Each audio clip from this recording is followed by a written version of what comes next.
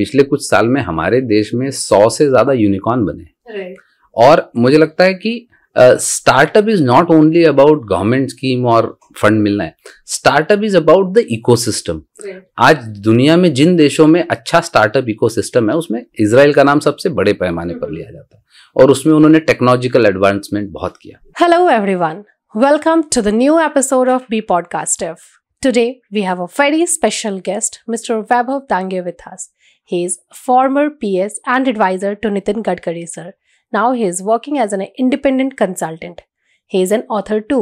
In today's episode, we are going to talk about startups, renewable energies, government schemes to support startups, highways and few achievements which our government has received in last few years and some future plans. So let's get started.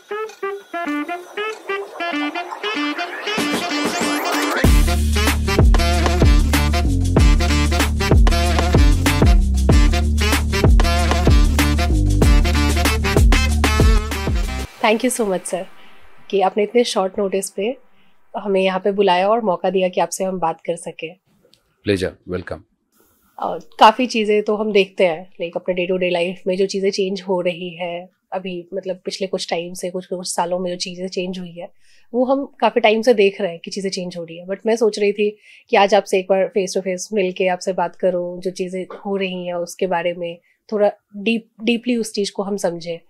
तो start करने के लिए अगर मैं आपसे ये जानना चाहूँ कि जो आपकी अर्ली लाइफ थी, मतलब आपके पॉलिटिक्स में आने से पहले जब आपने लाइक MBA किया, और MBA करके मोस्टली लोग कॉर्पोरेट्स में जाते हैं, बट देन यू डिसाइडेड कि मुझे अब इसमें आना है और गवर्नमेंट की चीज़ों में हेल्प करनी है, तो उसके बारे में मुझे बताइए कि आपने अर्ली लाइफ कैसे स्टार्ट करी, कैसे चीज़ें शुरू हुई। मैं जैसा आपने कहा बिल्कुल सही आपने कहा कि मैं महाराष्ट्र के अमरावती करके एक छोटी सी जगह है, वहाँ से अपनी सारी पढ़ाई पूरी करके मैं 1999 में MBA पूरा करने के बाद अपना कुछ काम करने के लिए दिल्ली आया और सेंटर फॉर भारतीय मार्केटिंग डेवलपमेंट नाम की ऑर्गेनाइजेशन के साथ मैं फिर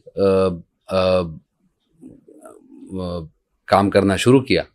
और शुरुआत से ही पब्लिक पॉलिसी रिलेटेड इश्यूज पे मेरा इन्वॉल्वमेंट लगातार ज़्यादा रहा। CBMD जो काम करती थी वो प्राइमरली MSME और जो अनऑर्गेनाइज सेक्टर है, आर्टिजन्स है, इन लोगों के साथ काम करके उनके साथ कैपेसिटी बिल्डिंग पे हम लोग काफ़ी काम करते थे। और उसके साथ करते करते then later part of my life I started working with FICCI, Federation of Indian Chamber of Commerce and Industry. तो वहाँ भी हमने इन्वेस्टमेंट प्रमोशन, कैसे इन्वेस्टमेंट स्टेट्स में बढ़े, उस पर पॉलिसी पे काफ़ी राज्य सरकारों के साथ मिलकर काम किया। तो उसके कारण सरकार के साथ पब्लिक पॉलिसी में काम करने का एक अनुभव मेरा बना। फिर मुझे 2010-11 में एक मौका मिला पब्लिक पॉलिसी में काम करने का। तो उस सेंस में मैं डायरेक्ट पॉलिटिक्स में तो आज भी इन्वॉल्व नहीं हूँ, उस समय भी नहीं था। लेकिन मिस्टर गडकरी, नितिन गडकरी BJP के नेशनल प्रेसिडेंट बनने के बाद दिल्ली आए और उनका फॉर्मल ऑफिस देखने के लिए उन्हें किसी को अपने साथ जोड़ना था। तो we knew each other from earlier days because I belong to same area of my native. तो उन्होंने मुझे कहा कि तुम दिल्ली में रहते हो, तुमने इस प्रकार का काम किया है, तो क्या मेरे साथ काम कर सकते हो। That's how I then started working with him. Later on जब 2014 में सरकार में वो मंत्री बने, सड़क परिवहन, राजमार्ग और शिपिंग, ऐसे 2 मंत्रालय उनके पास थे, तो उन्होंने कहा कि आप मंत्रालय में मेरे साथ काम करो। तो then I have joined as his private secretary in 2014 in the government. 2014 में उनके साथ प्राइवेट सेक्रेटरी करके मंत्रालय में काम करते रहा। तो मेरे लिए एक नया अनुभव था, पहला अनुभव था, बहुत एक्साइटिंग अनुभव था।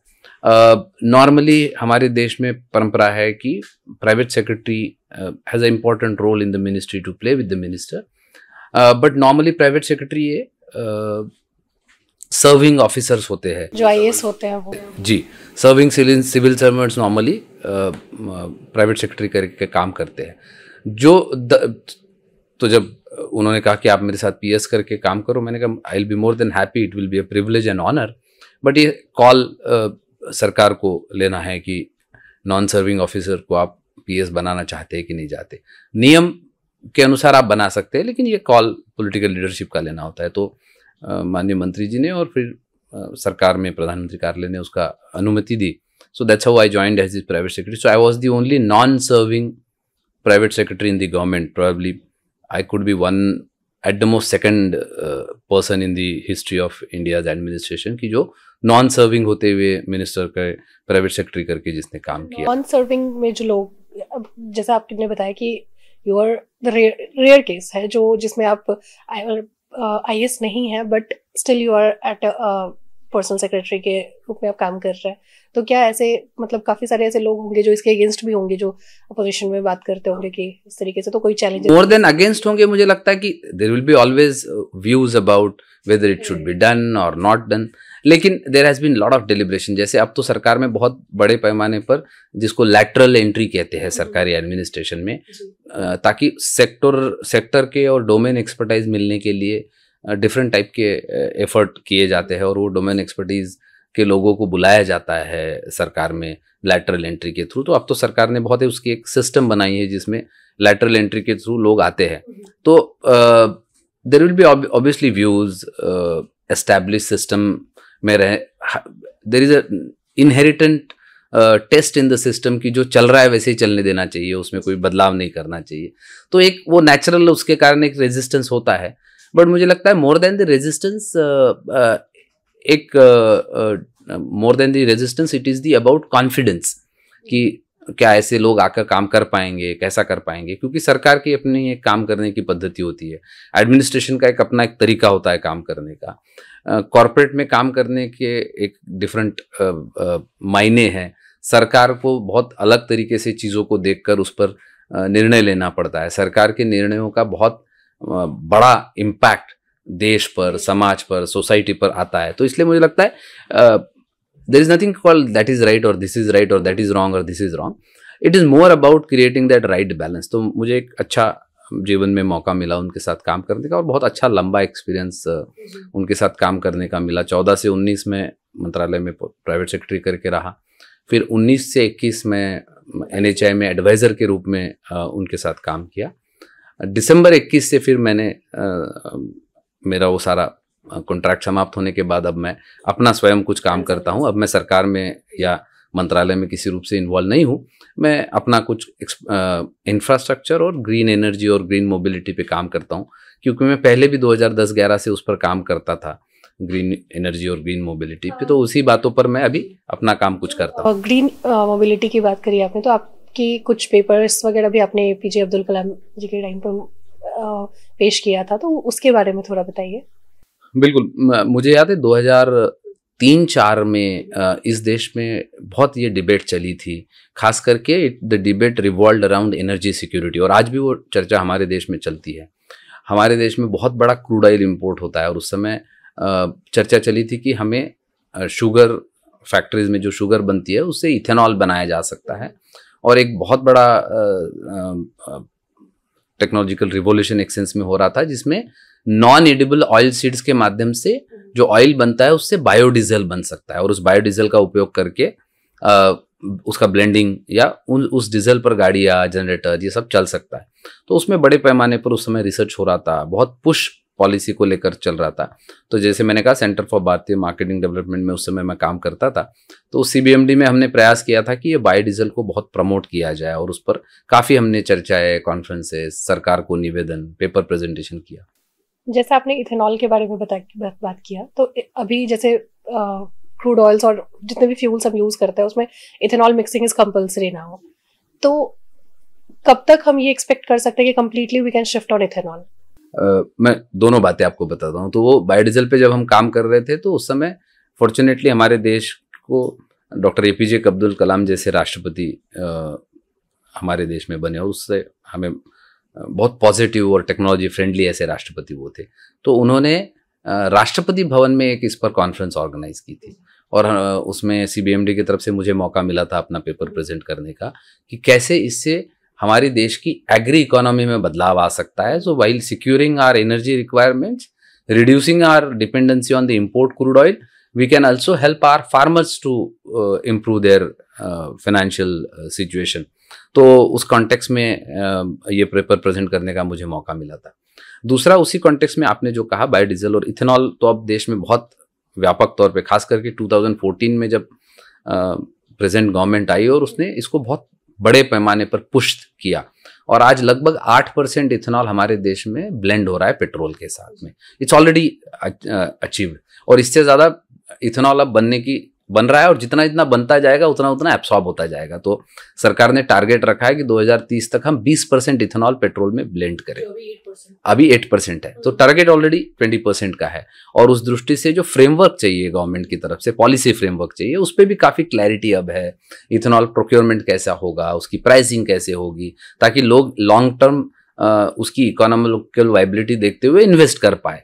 तो अब तो इथेनॉल पहले केवल शुगर से बनता था, अब तो टेक्नोलॉजी बहुत एडवांस हो गई। अब तो ग्रेन से बनता है, बायोवेस्ट से बनता है, बायोमास से बनता है। अब 2G इथेनॉल आया जो बाम्बू या ऐसे बायो एग्री वेस्ट या फॉरेस्ट वेस्ट से भी बनता है। तो अब बहुत टेक्नोलॉजी एडवांस हो गई है, और हमारे देश में अब मतलब शुगर फैक्ट्रीज तो है ही है, लेकिन ग्रेन बेस्ड इथेनॉल के अब 200 से ज़्यादा प्लांट इस देश में लग रहे हैं।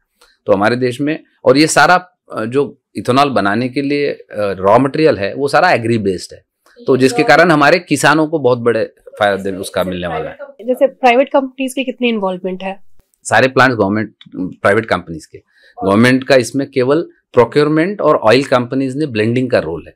तो मुझे लगता है ये बहुत अच्छा मॉडल है, जिसमें सरकार ने एक ऐसा पॉजिटिव पॉलिसी इंफ्रास्ट्रक्चर बनाया जिसके कारण हमारे देश के एंटरप्रेन्योर्स जो है उसका फायदा लेते हुए नए बिजनेसेस क्रिएट कर सकते हैं।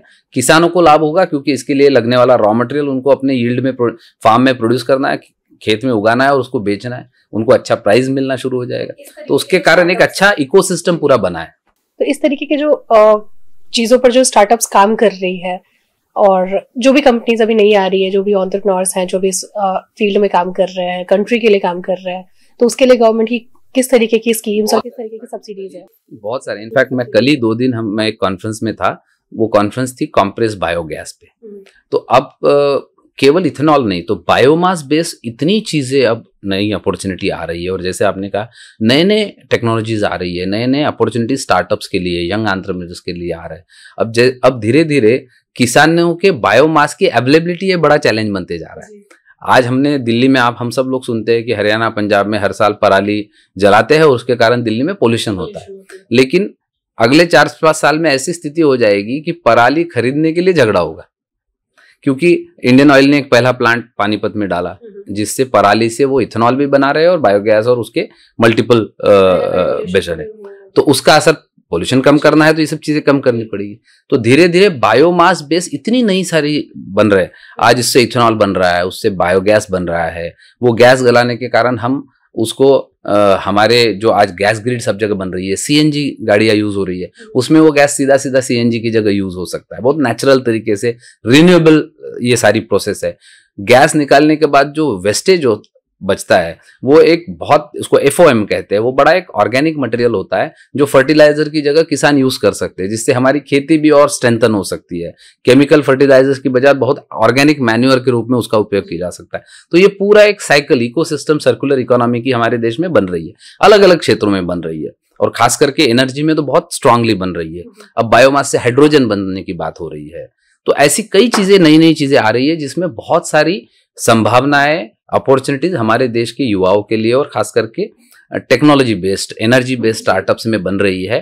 और इसमें केवल गैस बनाना या इथेनॉल बनाना या बायोडीजल बनाना या हाइड्रोजन बनाना, ये मैन्युफैक्चरिंग एक पार्ट है, लेकिन इसका बैकवर्ड फॉरवर्ड इंटीग्रेशन भी एक बहुत बड़ा काम है। फॉर एग्जाम्पल, किसानों को राइट टेक्नोलॉजी देकर ज्यादा से ज्यादा यील्ड लाने वाली एनर्जी क्रॉप्स लगाना, ये एक बहुत बड़ा अपॉर्चुनिटी है। उन एनर्जी क्रॉप से उस बायोमास को इकट्ठा करना, प्रोसेस करना, उसके पैलेट्स बनाना, ब्रिकेट्स बनाना, ये एक बहुत बड़ी इंडस्ट्री है। उसको बड़ी इंडस्ट्री को सप्लाई करना एक बहुत बड़ी इंडस्ट्री है। प्रोसेसिंग एक बड़ी इंडस्ट्री है।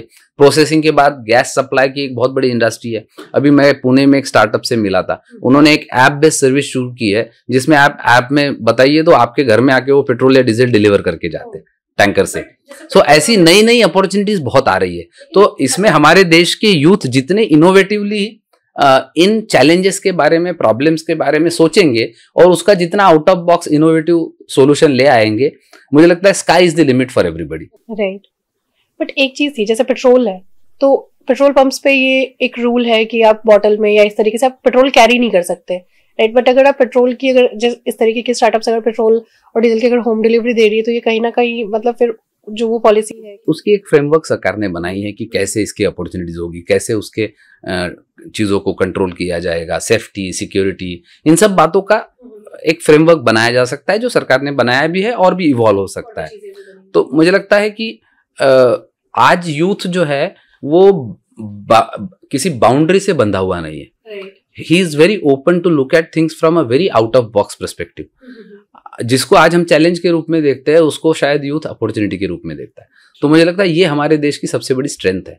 और जब तक हमारे देश का यूथ ऐसी चैलेंजेस को अपॉर्चुनिटी के रूप में देखेगा तो नए नए सॉल्यूशंस ले आएगा, नए नए अपॉर्चुनिटीज क्रिएट करेगा और लोगों को भी नए नए सुविधाएं मिलेगी। तो मुझे लगता है ये एक पूरा इकोसिस्टम हमारे देश में बन रहा है और उसको और तेजी से आगे बढ़ना चाहिए। जैसे गवर्नमेंट के भी काफी सारे स्टार्टअप्स को लेके स्कीम्स आ रहे हैं, ग्रांट्स हैं उसके लिए कि आप 20 लाख रुपीज का ग्रांट है, 70 लाख का है, तो इस तरीके के काफी सारे स्कीम्स हैं। तो अभी कितने परसेंटेज मतलब जो रोडवेज और इस तरीके की जो रिन्यूएबल एनर्जीज पे काम करने वाली स्टार्टअप्स है? बहुत पिछले कुछ साल में हमारे देश में 100 से ज्यादा यूनिकॉर्न बने।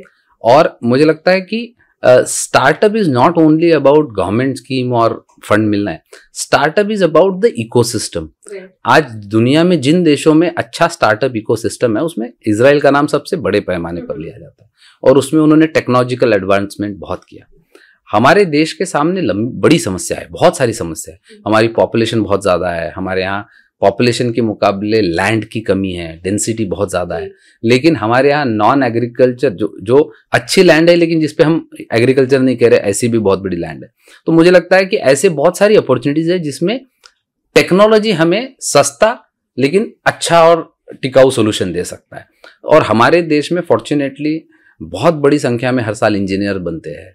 हमारे यहाँ का एजुकेशन सिस्टम, उसमें बहुत सारे नई चीज़ें लाने की आवश्यकता है, लेकिन साथ ही साथ जो है वो एजुकेशन सिस्टम भी बहुत स्ट्रांग एक नेटवर्क हमारे देश में बना है। तो हमारे देश के युवाओं के लिए बहुत सारी अपॉर्चुनिटीज है। Challenges are always there, but मुझे लगता है कि वही सोसाइटी आगे जाती है जो चैलेंजेस में अपॉर्चुनिटी खोज के एक कदम आगे बढ़ाता है। तो स्टार्टअप इकोसिस्टम इस देश में वो एक एनवायरनमेंट दे रहा है।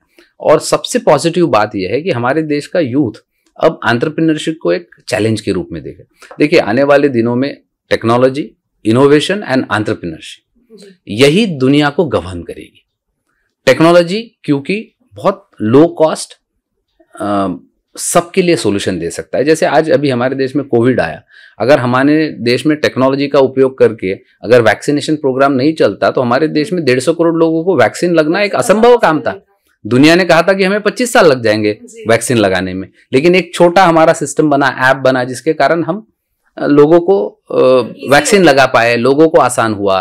जिसको वैक्सीन लगती थी उसको तुरंत सर्टिफिकेट आता था, उसको मैसेज जाता था कि उसको अगला वैक्सीन कब लगना है। तो मुझे लगता है ये सारी सिस्टम कहाँ स्लॉट खाली है, बहुत आसानी से हुआ। तो मुझे लगता है हमारे देश की समस्याओं का आकार बहुत बड़ा है लेकिन उसका सोल्यूशन टेक्नोलॉजी में है। तो इसलिए टेक्नोलॉजी, इनोवेशन और एंटरप्रेन्योरशिप यही आने वाले दिनों में सोसाइटी को, समाज को गवर्न करेगा।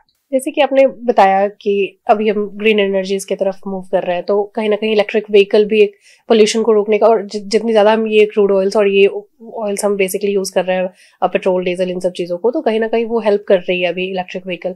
बट अगर हम इलेक्ट्रिक व्हीकल की प्राइस की बात करें तो जो नॉर्मल, अगर हम टाटा नेक्सॉन की हम एक एग्जांपल लेते हैं, टाटा नेक्सॉन अगर आप पेट्रोल या डीजल वेरिएंट में लेते हैं तो it will cost you somewhere around 12 lakh 13 lakh. But वही अगर हम ईवी पे जाते हैं तो 16, 17, 18 इस तरीके से कॉस्ट रेंज जाती है। तो कहीं ना कहीं अभी भी एक मिडिल क्लास फैमिली उस 5-6 लाख रुपए का जो डिफरेंस है उसको बहुत ज्यादा लगता है, जो है कहीं ना कहीं।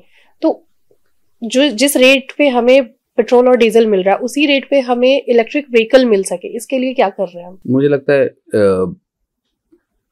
देखिए, पोल्यूशन आज हमारे सामने सबसे बड़ी समस्या है दुनिया के सामने, और 40% consumption of crude oil is into automobiles. So the only way is to reduce our emissions, automobile vehicular emissions. उसको करने का एक ही तरीका है, हम अलग अलग तरीके से ग्रीन व्हीकल्स को लाए। So whether it is electrical, whether it is hydrogen based, whether it is blended, hybrid, what ever it the combination. आपने बिल्कुल सही कहा कि इस समय इलेक्ट्रिक व्हीकल्स थोड़े महंगे हैं, लेकिन अगर यही 3 साल पहले आप देखेंगे तो उसके मुकाबले आज प्राइस बहुत क्लोज आ गया है। पहले अगर डबल का डिफरेंस था तो अभी आप 40% पे आए। तो मुझे लगता है ये थोड़ा मार्केट ड्रिवन भी है। ये डिमांड जैसे जैसे बढ़ती जाएगी वैसे वैसे बहुत तेजी से गिरता जाएगा। साथ ही साथ इलेक्ट्रिक व्हीकल का एक जो सबसे बड़ा कॉम्पोनेंट है बैटरी, वो आज भी हम इंपोर्ट करके 100% बैटरी हमारी लगती है। लेकिन फॉर्चुनेटली हमारे देश में जम्मू कश्मीर और लद्दाख में अभी लिथियम की बहुत सारी मात्रा माइनिंग के लिए मिली है। तो मुझे लगता है आने वाले 3-4 साल में वहाँ अगर माइनिंग हमारी शुरू होती है और हमारे देश में पूरी दुनिया का लगभग 6% लिथियम का स्टॉक जम्मू कश्मीर में मिलने की संभावना है। तो अगर इतना बड़ी मात्रा में हमें लिथियम मिलता है तो निश्चित रूप से हमारी बैटरी की कीमत कम होगी। बैटरी की कीमत कम होगी तो इलेक्ट्रिक व्हीकल की कीमत कम होगी। सरकार ने भी एक फ्रेमवर्क बनाया है जिसमें इलेक्ट्रिक व्हीकल यूज करने के लिए कुछ सब्सिडी दी जाती है या नए रजिस्ट्रेशन में कुछ डिस्काउंट सरकार ने दिया है। स्टार्टिंग में ये था ना कि जो नई व्हीकल्स आप खरीदते हो तो जो आरसी की चार्जेस होती है, रजिस्ट्रेशन की कॉस्ट कम की है। तो मुझे लगता है ऐसे बहुत सारे इंसेंटिव सरकार ने भी दिए हैं। So it's only a question of time कि जब ये एट पार हो जाएगा। जैसे 2 व्हीलर में अब लगभग एक जैसी प्राइस हो गई है। तो मुझे लगता है it's only a question of time. Demand supply की बात है, जितना डिमांड बढ़ते जाएगा उतना चीजों को बढ़ते जाएगा। बिल्कुल, पहले मुश्किल से 4 2 व्हीलर वाले थे जो इलेक्ट्रिक व्हीकल बनाते थे। आज देश में 40 स्टार्टअप है जो 2 व्हीलर इलेक्ट्रिक बना रहे हैं। तो आप इमेजिन कर सकते हैं कि कितना तेजी से ये बढ़ रहा है। तो मुझे लगता है it's only a question of time. अब बहुत दूर नहीं है, बल्कि जो कंपनीज अब इस बात को जल्दी अडॉप्ट नहीं करेगी वो कंपनीज पीछे रह जाएगी, क्योंकि society has move forward, society has given that acceptance. और अब टेक्नोलॉजी भी दिन ब दिन इवॉल्व होते जा रही है। तो जैसे टेक्नोलॉजी इवॉल्व होगी और कॉस्ट कम होती जाएगी। तो मुझे लगता है, मेरे मन में कोई डाउट नहीं है कि electric vehicle are here to stay and become a major part of our life time. जी, बिल्कुल सही कहा आपने। तो जैसे अगर हम अब रोड्स की बात करें तो अभी पिछले कुछ टाइम में जो हाईवेज बनी है, अगर हम दिल्ली जयपुर की ही बात करें या दिल्ली मुंबई की ही बात करें तो बहुत कम टाइम लगता है। दिल्ली मेरठ एक्सप्रेसवे की बात करें तो इस तरीके से हर जगह नए एक्सप्रेसवेज बन रहे हैं, हर जगह नए रोड्स बन रहे हैं। तो उसके जो स्टार्टिंग हुई या किस तरीके से वो इतनी तेजी से कैसे मूव फॉरवर्ड कर रही है कि हर जगह नए रोडवेज बन रहे हैं और नए हाईवेज बन रहे हैं, तो उसके बारे में क्या ख्याल है आपका? देखिए, 2014 में जब ये सरकार आई और इस सरकार ने इंफ्रास्ट्रक्चर पे अपना फोकस रखा। देखिए, हम इतने साल में आज हम आज़ादी का 75वां वर्ष मना रहे हैं। आज भी हमारे देश के सारे डिस्ट्रिक्ट हेडक्वार्टर्स पे हमारे नेशनल हाईवे नहीं थे। आज भी हमारे देश में कंजेशन वॉज अ कॉमन थी। तो इसलिए हमारे देश में इंफ्रास्ट्रक्चर का डिसबैलेंस तो बहुत ज़्यादा था और बहुत तेज़ी से हमें ये इंफ्रास्ट्रक्चर का डिसबैलेंस पूरा करने की आवश्यकता थी। जॉन एफ कैनेडी का एक बहुत पॉपुलर वाक्य है जो गडकरी साहब ने अपने ऑफिस में लगा के रखा है और वो बहुत ड्राइव करता है उनकी विजन को। उन्होंने लिखा है कि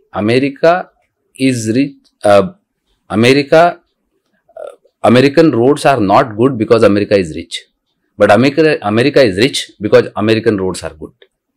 तो ये मुझे लगता है विजन है। जब तक हमारा इंफ्रास्ट्रक्चर स्ट्रांग नहीं होगा तब तक हमारे देश को ग्लोबल कॉम्पिटिटिवनेस आ नहीं पाएगा, whether it is movement of goods, movement of people, movement of anything. तो इंफ्रास्ट्रक्चर ये शरीर में हमारे जैसे ब्लड वेन्स होती है वैसा है।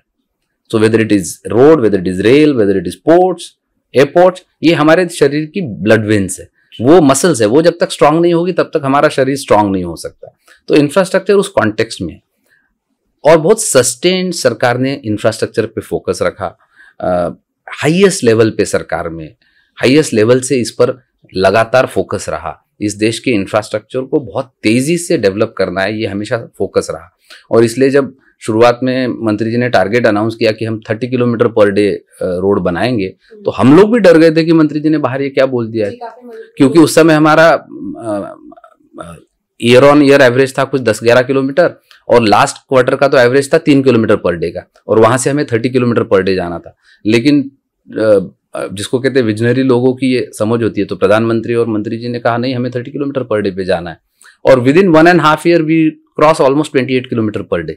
तो मुझे लगता है कि ये वर्क कल्चर में बेसिक बदलाव आया। खुद देखा है, जैसे मैं काफी फ्रीक्वेंट ट्रैवलर रही हूँ, तो अगर हिमाचल की बात करें तो हिमाचल में पहले जाने के लिए पंजाब से हिमाचल अगर आपको जाना है तो जगह तो बहुत प्यारी है, आपको जाने का बहुत अच्छा, बट हमेशा एक माइंड में होता था कि रोड बहुत गंदे हैं उधर के ना, तो वो चीज थी। बट टाइम के साथ वो रोड इतनी ज्यादा अच्छी हो गई, अगर आपको मनाली जाना है या फिर आपको शिमला जाना है तो वो रोड बहुत अच्छे अब है कि मतलब फील नहीं होता कि आप पहाड़ों में जा रहे हो या मतलब ऐसे रोड्स आपको मिलेंगे। तो जैसे मैंने कहा कि वही सिस्टम थी, वही सरकार थी, वही इंजीनियर्स थे, वही ऑर्गेनाइजेशंस थी, बदलाव आया वर्क कल्चर का और विजन का। तो बहुत तेजी से हमारे देश में हमेशा कहा जाता है कि हमारे देश में पैसे की कमी है। आज 9 साल में पैसे की कमी के कारण कहीं रोड नहीं रुकी, बल्कि आज 9 साल बाद ऐसी स्थिति हो गई है कि अब जगह नहीं है रोड बनाने के लिए। तो मुझे लगता है हमारे देश के इंफ्रास्ट्रक्चर को हमें बहुत तेजी से, because we have lost too much of time, we don't have time. अगले 5-7 साल में हमारे इंफ्रास्ट्रक्चर को ग्लोबली कॉम्पिटिटिव बनाना पड़ेगा और इसलिए नए नए मॉडर्न टेक्नोलॉजी को यूज करना पड़ेगा, नए तरीकों को यूज करना पड़ेगा, ब्रिजेस, टनल, कॉस्ट को कम करना पड़ेगा, इंफ्रास्ट्रक्चर की क्वालिटी को बढ़ाना पड़ेगा। मुझे लगता है बहुत तेजी से वो काम पिछले 7-8-9 साल में हुआ और जहां 11 किलोमीटर पर डे सड़क बन रही थी, आज ऑलमोस्ट 38-40 किलोमीटर पर डे की सड़क बन रही है। तो मुझे लगता है ये मेजर बहुत आगे गया। तो मुझे लगता है ये एक सस्टेन एफर्ट जो लीडरशिप की तरफ से सरकार में हुआ कि इसको आगे बढ़ाना है और उसके लिए आवश्यक वो इंफ्रास्ट्रक्चर को आगे बढ़ाने के लिए जो पॉलिसी फ्रेमवर्क है वो तैयार किया गया, इंटरवेंशन किया गया, जहां जरूरत है वहां नई टेक्नोलॉजी को अडॉप्ट किया गया, जहां प्रॉब्लम्स थे उन प्रॉब्लम्स को सॉल्व किया गया, चाहे वो लैंड एक्विजिशन करना हो उसके लिए जहां जरूरत है वहां पॉलिसी में बदलाव किया गया, जहां जरूरत है वहां चाहे वो एनवायरमेंट क्लियरेंसेस हो, लैंड एक्विजिशन को, प्रोसेस को सिंप्लीफाई किया गया। आज जो ईज ऑफ गवर्नेंस की बात करते हैं उसको सिंप्लीफाई किया गया। मैं एक छोटा सा उदाहरण आपको देता हूँ। रेलवे में सड़क अगर रेलवे के ऊपर से जा रही है तो जो ब्रिज बनाना पड़ता है उसके लिए पहले रेलवे में अप्रूवल के लिए 3-3, 4-4 साल लगते थे और 17-18 जगह पर वो फाइल जाती थी, 19 टेबल पे वो फाइल जाती थी। उन प्रोसेस को सिंप्लीफाई करके आज 6 महीने में 100 से ज्यादा ब्रिजेस के अप्रूवल आए। तो ये जो प्रोसेस को सिंप्लीफाई किया गया, बॉटलनेक्स को आइडेंटिफाई करके उसको दूर करने का प्रयास किया गया, एक वर्क कल्चर में बदलाव आया। सरकार में क्या होता है कि आप अच्छा काम करते हैं तो कोई आपको सराहता नहीं है, कोई आपको शाबाशी नहीं देगा, लेकिन आप बुरा काम करेंगे तो कोई आपको छोड़ेगा नहीं। तो इसलिए वो एक एनवायरनमेंट किया गया कि अगर कोई अच्छा काम करता है तो उसको इंसेंटिव दिया गया, कोई कॉन्ट्रैक्टर अगर जल्दी काम पूरा करता है तो उसको बोनस दिया गया और लेट करता है तो उस पे पर डे पेनल्टी लगाई गई। उसके कारण वर्क कल्चर में अंतर आया। कई कॉन्ट्रैक्टर्स ने कॉन्ट्रैक्ट टाइम से पहले पूरा करके बोनस कमाया, जिन इंजीनियर्स ने अच्छा काम किया उनको अवार्ड दिया गया। तो एक पॉजिटिव वर्क एनवायरनमेंट जब बना तो उसके कारण देश में इंफ्रास्ट्रक्चर में बहुत तेजी से बदलाव आया।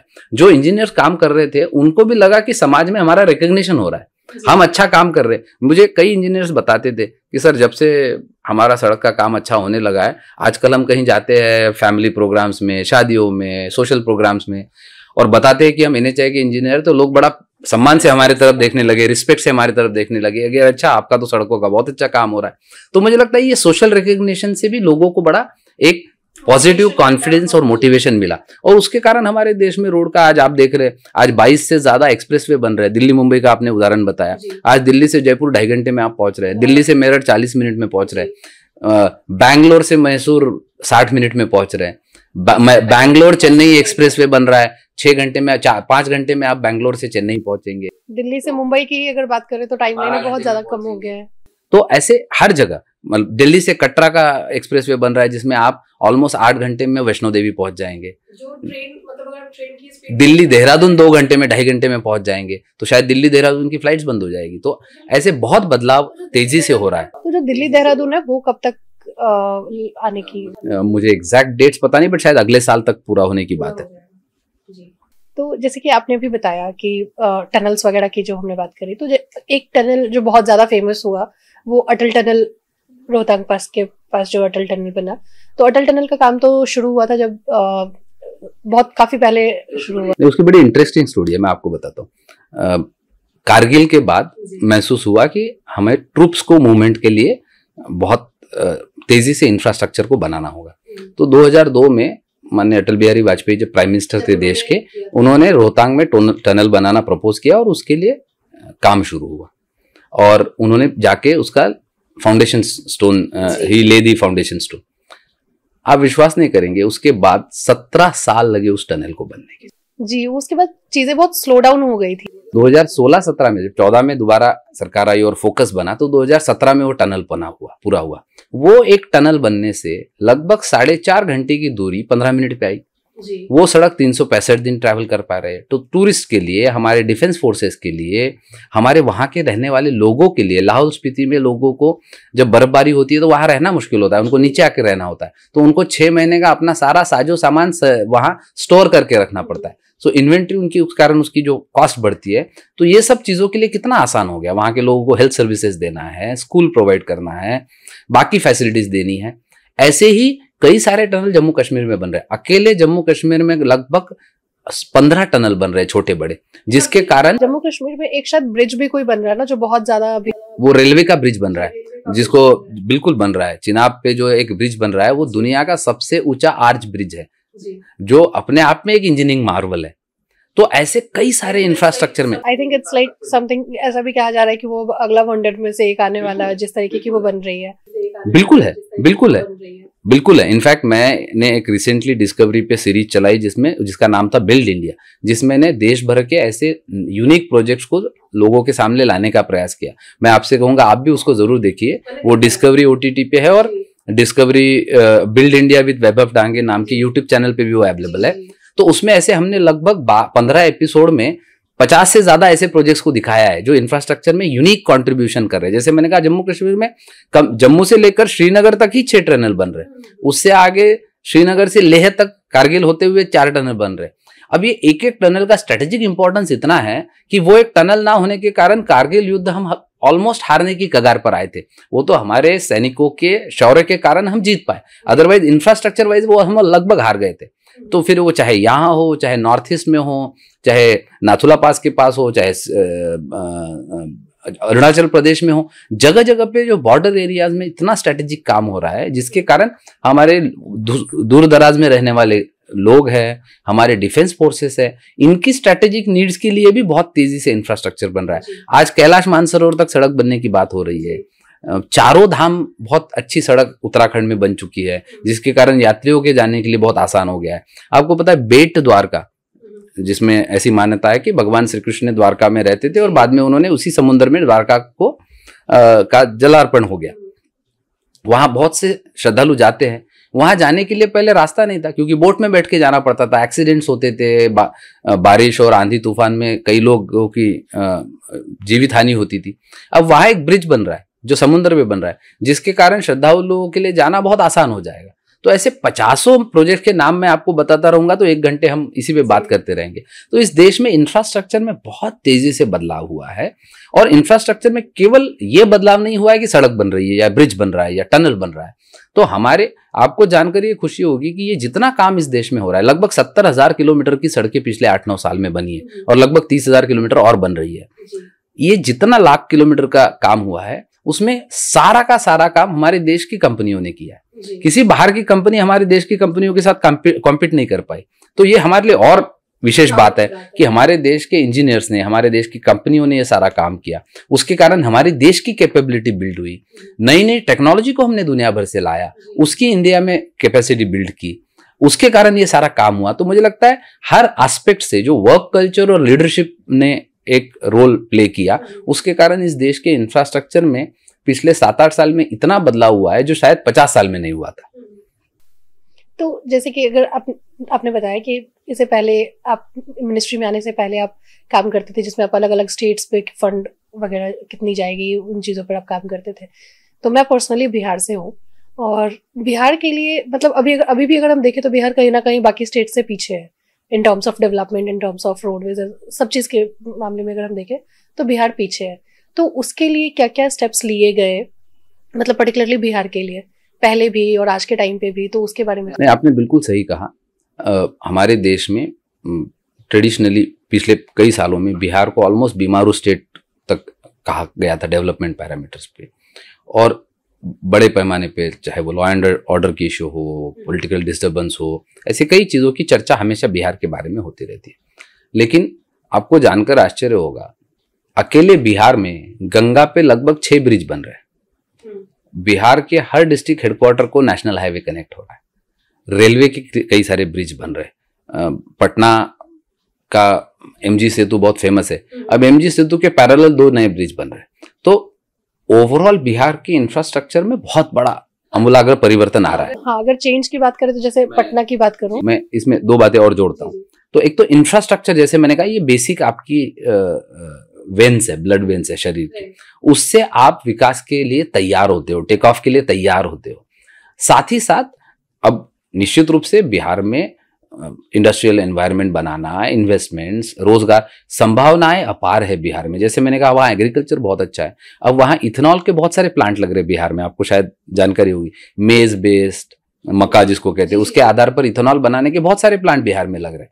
तो ऐसे बहुत सारी संभावनाएं बिहार में है। या गंगा के माध्यम से वाटर ट्रांसपोर्ट पे भी बहुत काम सरकार ने पिछले कुछ साल में किया है, जिसके कारण वाराणसी से लेकर हल्दिया तक और हल्दिया से पश्चिम बंगाल क्रॉस करके बांग्ला प्रोटोकॉल रूट जिसको कहते हैं, बांग्लादेश प्रोटोकॉल रूट से होते हुए पूरा नॉर्थ ईस्ट तक अब वाटर के, गंगा के माध्यम से वाटर ट्रांसपोर्ट हो रहा है। तो चाहे वो गाड़ियां ले जाना हो, चाहे सामान ले जाना हो, उसके कारण भी बिहार में बहुत सारी अपॉर्चुनिटीज बन रही है। जैसे झारखंड और बिहार बॉर्डर पे साहिबगंज जो है, वहां बहुत बड़ा एक लॉजिस्टिक सेंटर बन रहा है। तो ऐसे बहुत सारे अपॉर्चुनिटीज बन रहे हैं। मतलब इन शॉर्ट अगर हम देखें तो इंडस्ट्रियलाइजेशन उधर भी अब बहुत सारी अपॉर्चुनिटीज बन रही है। सरकार का काम है ये एनवायरनमेंट क्रिएट करना, इंफ्रास्ट्रक्चर क्रिएट करना, और धीरे धीरे ऐसा एक वातावरण बनाना जिसके कारण इन्वेस्टर्स को और इंडस्ट्रीज को लगे कि हमारे लिए यहाँ अच्छी संभावना है और यहाँ जाकर हम काम कर सकते हैं।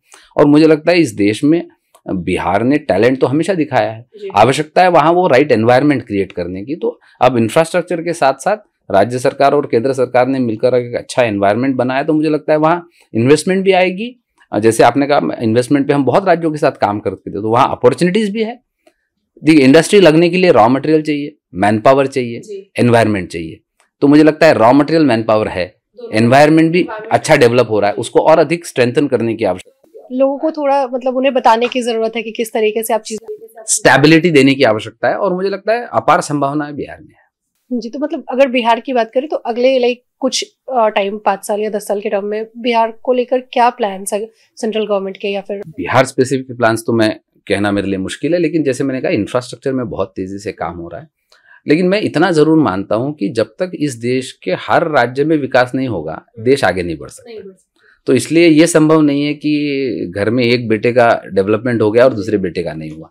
तो इसलिए मुझे नहीं लगता देश के पास कोई ऑप्शन है कि हम एक राज्य को नहीं छोड़ देंगे या दूसरे राज्य को छोड़ देंगे। और बिहार जैसा राज्य जहां बहुत ज़्यादा अपॉर्चुनिटीज है, मुझे लगता है थोड़ा वहां की लीडरशिप ने फोकस इस पर लाने की आवश्यकता है। गवर्नमेंट में भी, ब्यूरोक्रेसी को भी और पॉलिटिशियंस को भी थोड़ा फोकस, और ओवरऑल सोसाइटी के डिस्कशन पॉइंट्स जब तक इस दिशा में नहीं जाते, समाज में जब तक हमारे नैरेटिव विकास पर नहीं आते हैं, तब तक मुझे नहीं लगता विकास सही मायने में उस दिशा में जा पाएगा। तो मुझे लगता है उस स्टेट में नैरेटिव भी थोड़ा डेवलपमेंट, इंडस्ट्रियलाइजेशन, एम्प्लॉयमेंट, जॉब्स, इस पर जब तक नहीं आता है तब तक उसमें से बाहर निकलना थोड़ा मुश्किल है।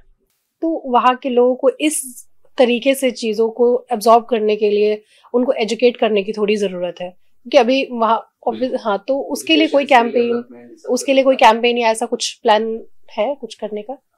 मुझे लगता है उस पर तो सतत काम सभी सरकारें, राज्य सरकार, केंद्र सरकार करती ही है।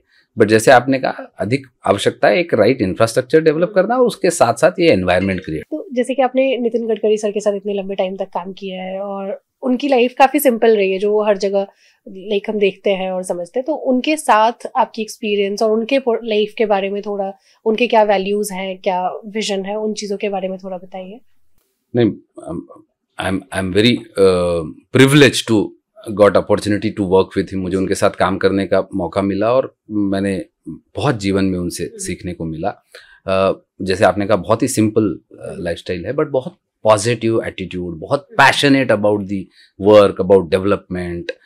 जो भी चीज़ वो करते हैं वो बहुत पैशनेटली करते हैं, बाय माइंडसेट बहुत पॉजिटिव एटीट्यूड के है। इनोवेशन, नई नई चीज़ों को समझना, नई नई चीज़ों को लाना, आउट ऑफ बॉक्स आइडियाज़ को ले आना, सोल्यूशन ओरिएंटेड जिसको कहते हैं। ऐसा मैं हमेशा देखा हूँ, जितना भी तैयारी करके हम उनके पास जाते थे मीटिंग में, वो हमेशा हमें सिलेबस से बाहर का कोई सवाल पूछते थे। तो हमें हमेशा लगता था हम कितना भी तैयारी करें, साहब कुछ नया सवाल हमसे पूछते हैं।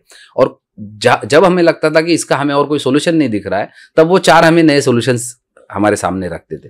तो मुझे लगता है ये एक बहुत यूनिक उनकी पर्सनैलिटी की क्वालिटी की है कि बहुत पॉजिटिव है चीज़ों के प्रति। मतलब ऑलमोस्ट डेड एंड पे पहुंचने के बाद हम लोग जब सोचते थे कि अब इसका कोई सोल्यूशन नहीं, तब वो बिल्कुल like a young kid enthusiastic होते थे उस सोल्यूशन को ढूंढने के लिए, आउट ऑफ बॉक्स सोचते हैं। He is not bothered by the compulsions of thought process, हमेशा आउट ऑफ बॉक्स सोच के कोई ना कोई नया सोल्यूशन आते हैं। आए हुए व्यक्ति का प्रॉब्लम कैसे सॉल्व हो उस दिशा में सोचते हैं। मुझे लगता है ये बहुत यूनिक क्वालिटी है, जिसके कारण और उनकी उसी क्वालिटी के कारण, लीडरशिप के कारण इतना बड़ा बदलाव इंफ्रास्ट्रक्चर में, पहले भी जब वो महाराष्ट्र में थे उन्होंने करके दिखाया, या केंद्र में भी उन्होंने करके दिखाया। तो मुझे लगता है ये एक बहुत यूनिक उनकी पर्सनैलिटी का यूनिक हाईलाइट है, जिसके कारण उन्हें बहुत सफलता मिली। बिल्कुल सही कहा आपने। तो जैसे कि आपने बताया कि आपके बुक्स वगैरह भी पब्लिश हुए हैं पहले भी, अभी भी आप बुक्स पे काम कर रहे हैं, तो किस तरीके की बुक रही है और क्या? मेरी 2 बुक्स अब तक आई है। एक बुक मैंने बिल्डिंग ब्रिजेस नाम से लिखी है, मेरे को ऑथर है मिस्टर सच्चिदानंद जोशी, उनके साथ। जैसे मैंने कहा, जब हम हाईवे पे काम कर रहे थे तो हमें पता चला कि ब्रिजेस का रखरखाव और मेंटेनेंस ये एक बहुत बड़ा चैलेंज है हमारे देश में, और उसके लिए हमें एक प्रॉपर सिस्टम बनाने की ज़रूरत है। और उसमें हमने फिर काम करके एक Indian bridge management system develop किया। तो उसकी पूरी कहानी हमने उस किताब में लिखी है कि कैसे हमने वो डेवलप किया, क्योंकि जैसे जैसे हमारा इंफ्रास्ट्रक्चर बनेगा, उस इंफ्रास्ट्रक्चर को मेंटेन रखना, क्योंकि ये देश के एसेट्स है, उनको अच्छा बना के रखना ये भी एक बड़ी जिम्मेदारी बनेगी। तो उसके बारे में एक हमने सिस्टम डेवलप की थी, उसको लेकर वो किताब मैंने लिखी है। दूसरी एक किताब मैंने ली है जिसमें मैंने एक चैप्टर लिखा है मिस्टर KJ अल्फोंस, जो पहले केंद्र में भारत सरकार में मंत्री थे टूरिज्म और अर्बन डेवलपमेंट में, उन्होंने एक किताब लिखी है 7 years ऑफ गवर्नमेंट्स परफॉर्मेंस और ट्रांसफॉर्मेशन। उसमें रोड ट्रांसपोर्ट और हाईवे सेक्टर में कैसा बदलाव हुआ है उसके बारे में एक चैप्टर मैंने लिखा है। उसमें और भी बहुत सीनियर ऑथर्स है, राष्ट्रीय सुरक्षा सलाहकार जो है अजीत डोवाल साहब, उन्होंने फॉरवर्ड लिखा है। जो नीति आयोग के फॉर्मर CEO थे अमिताभ कांसान, उन्होंने एक आर्टिकल लिखा है ऑन दी इकोनॉमी। ऐसे अलग अलग लोगों ने, डिफरेंट लोगों के एक्सपर्ट लोगों ने, विदेश नीति पे शक्ति सिन्हा साहब थे, उन्होंने आर्टिकल लिखा है। LC गोयल साहब पहले होम सेक्रेटरी थे, उन्होंने इंटरनल सिक्योरिटी पे आर्टिकल लिखा है। तो ऐसे कई लोगों ने चैप्टर्स लिखे हैं और उसका कंपाइलेशन अल्फोंस साहब ने किया है। तो रोड ट्रांसपोर्ट और हाईवे पे मैंने वो किताब लिखी है जी। तो मुझे अपनी थोड़ी अर्ली लाइफ, लाइक अपने बचपन के बारे में, अपने घर के बारे में, फैमिली, इनके बारे में थोड़ा बताइए। मैंने कहा, मैं महाराष्ट्र में अमरावती करके बहुत छोटी सी जगह है, वहाँ से बिलोंग करता हूँ। बहुत ही सिंपल लाइफ से, बहुत छोटी जगह पे हमारी शिक्षा हुई। वहाँ से हम फिर नौकरी और रोजगार के तलाश में यहाँ पहुँचे। सामाजिक कामों से जुड़ा रहा था, तो इसके कारण वो एक बेंट ऑफ माइंड था। अलग अलग प्रकार के छात्र मूवमेंट में भी इन्वॉल्व रहा। तो ऐसे करते करते काम करते करते आज दिल्ली में लगभग 24 साल हो गए, और ये अपॉर्चुनिटी मिला। बहुत सिंपल रहा, बहुत ही जिसको देखे lower middle class simple family से my mother used to work, उसके हम काम करते थे। तो बहुत ही सिंपल हमारा बैकग्राउंड रहा। उसमें से अपॉर्चुनिटी मिली और हम काम करते गए, आगे आते गए। और मुझे लगता है ये ब्यूटी है हमारे देश की, कि अगर आप सिंसियरली एफर्ट करें तो आपके लिए अपॉर्चुनिटीज़ की कमी नहीं है। और ये टाइम एंड अगेन हमारे देश में सब लोगों ने प्रूव किया है। बहुत सिंपल बैकग्राउंड से आके आपको जीवन में इतनी अपॉर्चुनिटी मिल सकती है जिससे आप आगे बढ़ सकते हैं। तो ऐसे बहुत से लोगों के उदाहरण हैं। बहुत ही सिंपल लाइफस्टाइल मेरी रही और वहाँ से यहाँ तक मैं पहुँच पाया। भगवान ने मौका दिया और उसके कारण आगे बढ़ने का मौका मिला। एक एडवाइस जो आप अभी के यूथ को देना चाहते हैं, जिस तरीके से भी अपनी कंट्री ग्रो कर रही है, तो इस जो ग्रो कर रही है उसको हम मेंटेन करते रहे, इसके लिए कोई एडवाइस जो आप यूथ को देना चाहते हैं? मुझे लगता है हमारे देश में इस समय जो कॉलेजेस में या स्कूल्स में पढ़ने वाले यंग हमारे भाई लोग हैं, उनको भगवान ने एक यूनिक टाइम में हमारे देश में भेजा है। आज हमारा देश का, पूरे भारत का और भारत की अर्थव्यवस्था, भारत के युवा, उनकी पोटेंशियल, उसका दुनिया भर में रिकग्निशन हो रहा है। और इसलिए हमारे लिए बहुत अपॉर्चुनिटी है दुनिया में एक अच्छा भारत को एक प्रभावी देश के रूप में स्थापित करने की। बट आने वाले दिनों में टेक्नोलॉजी, इनोवेशन और एंटरप्रेन्योरशिप, ये 3 चीज़ें दुनिया को गवर्न करने वाले हैं।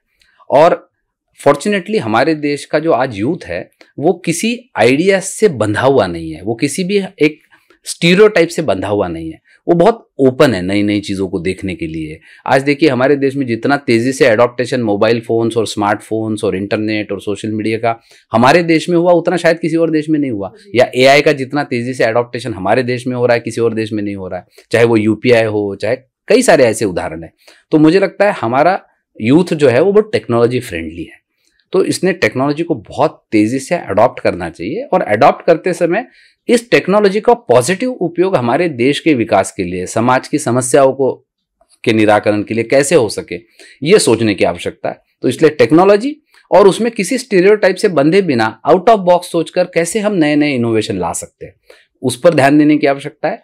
And then that entrepreneurial spirit जिसको कहते हैं, वो लाने की आवश्यकता है। तो टेक्नोलॉजी, इनोवेशन और एंटरप्रेन्योरशिप, ये 3 पर अगर हमारे देश में हम फोकस कर सकते हैं तो मुझे नहीं लगता है दुनिया का नंबर में मैं जाऊंगा नहीं, लेकिन दुनिया का सबसे प्रभावी देश बनने में और सबसे विकसित देश बनने में कहीं ना कहीं अब हो भी रहा है। पासपोर्ट बहुत स्ट्रांग हो रही है इंडिया की। दुनिया का सबसे विकसित देश होने में मुझे नहीं लगता कोई हमें रोक सकता है। It is we who will make it और who will not make it. Right, बहुत सही बात कही आपने। And thank you so much कि आपने इतना टाइम दिया। जी, आपने इतना टाइम दिया और जितनी चीज़ों पे हमने बात करी, आई एम श्योर ऑडियंस को भी बहुत अच्छा लगेगा ये जानकर, आपके व्यूज, आपके पॉइंट्स, जो बहुत ही जेन्युइनली आपने बहुत अच्छी बातें कही हैं अभी इसमें। बहुत बहुत धन्यवाद आपका, बहुत बहुत धन्यवाद so much sir, thank you. मैं आपके व्यूअर्स से भी आह्वान करूंगा कि जो डिस्कवरी पे हमारी बिल्ड इंडिया सीरीज चल रही है, अभी वो खत्म होते आई है, बट यूट्यूब पे और डिस्कवरी OTT प्लेटफॉर्म पे अवेलेबल है। तो बिल्ड इंडिया विद वैभव डांगे नाम की यूट्यूब चैनल पे वो सीरीज अवेलेबल है, आप जरूर देखें और अपनी प्रतिक्रिया मुझे दे और देश में जो अच्छा काम हुआ है उसको रिकॉग्नाइज करें। जी बिल्कुल, thank you so much sir.